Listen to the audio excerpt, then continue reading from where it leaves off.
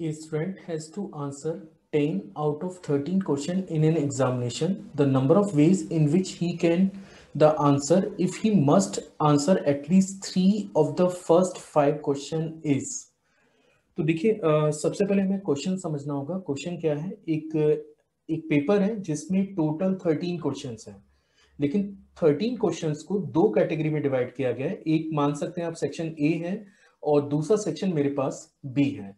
अब क्वेश्चन में रेस्ट्रिक्शन क्या गिवन है, मतलब क्वेश्चन में आपको बोला गया है कि एक बच्चा इस पेपर को अटेम्प्ट करता है, लेकिन जब वो पेपर अटेम्प्ट कर रहा है तो उसके सामने रेस्ट्रिक्शन ये है कि उसे सेक्शन ए में से कम 3 क्वेश्चनों को अटेम्प्ट करना है। ये कंडीशन वो फॉलो कर रहा है और उसे टोटल 10 क्वेश्चन अटेम्प्ट करने हैं। आपको बताना है कि इसके टोटल नंबर ऑफ वेज कितने होंगे। तो यहाँ पे आप देख सकते हैं कि उसके बाद 3 पॉसिबिलिटीज हैं पेपर को अटेम्प्ट करने की, अगर ये रेस्ट्रिक्शन को फॉलो किया जाए कि सेक्शन ए में से कम 3 क्वेश्चन उसको अटेम्प्ट करने हैं। तो देखिए क्या क्या पॉसिबिलिटी है। पहला केस ये है कि पहले सेक्शन में से 3 क्वेश्चन अटेम्प्ट करे और दूसरे सेक्शन में से 7 क्वेश्चन अटेम्प्ट करे, ये एक पॉसिबिलिटी बनती है। या फिर आपके पास पॉसिबिलिटी बनती है कि पहले सेक्शन में से 4 क्वेश्चन अटेम्प्ट करे और दूसरे सेक्शन में से 6 क्वेश्चन अटेम्प्ट करे, ये एक पॉसिबिलिटी बनती है। और थर्ड पॉसिबिलिटी की बात करें तो यहाँ पे नंबर्स बढ़ा सकता है वो कि 5 क्वेश्चन सेक्शन ए से अटेम्प्ट करे और 5 क्वेश्चन ही सेक्शन बी से अटेम्प्ट करे। तो हमें करना क्या होगा कि ये केस को काउंट करना है, ये केस को काउंट करना है और ये केस को काउंट करना है, और फिर तीनों को अपन ऐड कर देंगे तो हमें पता लग जाएगा कि टोटल नंबर ऑफ वेज कितनी होंगी इस पेपर को अटेम्प्ट करने के। तो सबसे पहले बात करते हैं कि पहले पहले सेक्शन में से 3 क्वेश्चन और अगले सेक्शन में से 7 क्वेश्चन अटेम्प्ट करने के नंबर ऑफ वेज कितने होंगे। तो इस पे अगर अपन कमेंट करें तो this is equal to 5c3 into 8c7। ये सिंपल है। इन 5 क्वेश्चंस में से कोई भी 3 क्वेश्चन उसने सेलेक्ट कर लिए और इन 8 क्वेश्चंस में से कोई भी 7 क्वेश्चन उसने सेलेक्ट कर लिए। ये पहला तरीका बनता है।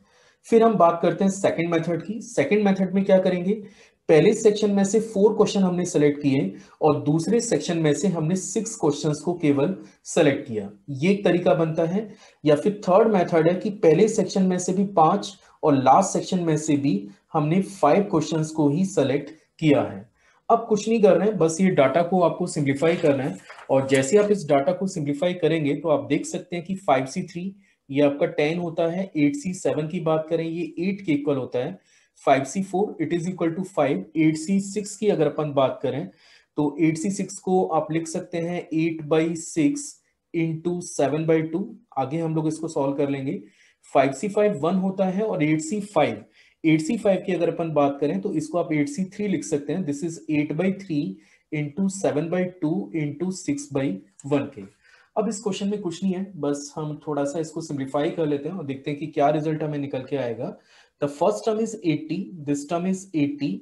यहाँ पे आप देख सकते हैं कि चलिए मैं यहाँ पे पहले कैलकुलेट कर लेता हूँ। ये 6 से 6 आपका कैंसिल हो गया तो 8 7 जा 56, दिस टर्म इज और 56।